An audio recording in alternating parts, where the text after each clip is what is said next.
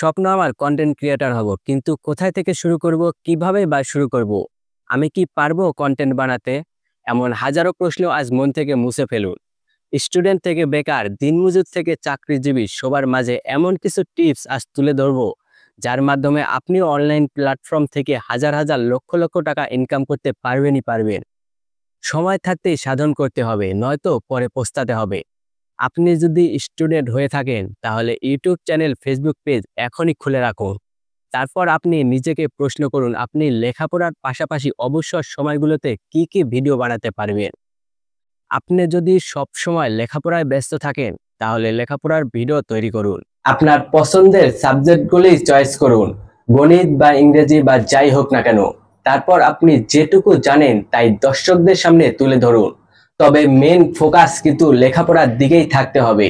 অবসর সময়ে ভিডিও বানান, দিনে একটি নয়তো সপ্তাহে একটি ভিডিও তৈরি করুন। 1 থেকে 2 বছর পর আমার কথা আপনার মনে পড়বেই, সেদিন মনে হবে আজকের এই ভিডিওর কথা।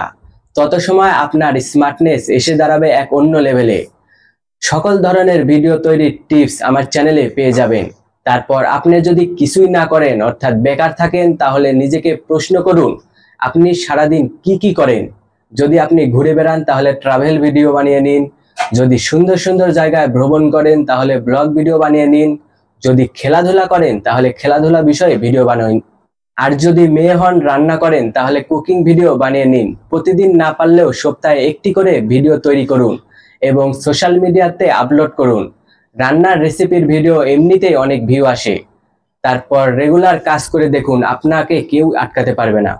আর আপনি যদি চাকরিজীবী হন তাহলে চাকরির পাশাপাশি আপনি যে কোনো ভিডিও বানিয়ে নিন। আর আপনি যদি কৃষি কাজ করে থাকেন তাহলে কৃষি বিষয়ে ভিডিও বানাতে পারেন। এর ফলে কৃষকরাও উপকৃত হবে, আবার আপনি নিজের লক্ষ্যে পৌঁছাতে পারবেন।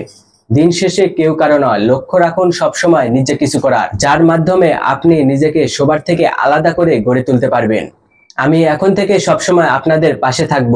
কন্টেন্ট রিলেটেড যে কোনো সমস্যা হলে আপনি আমার সাথে সরাসরি যোগাযোগ করতে পারেন। আমি সঠিক পরামর্শ দেওয়ার জন্য সর্বদা প্রস্তুত থাকব।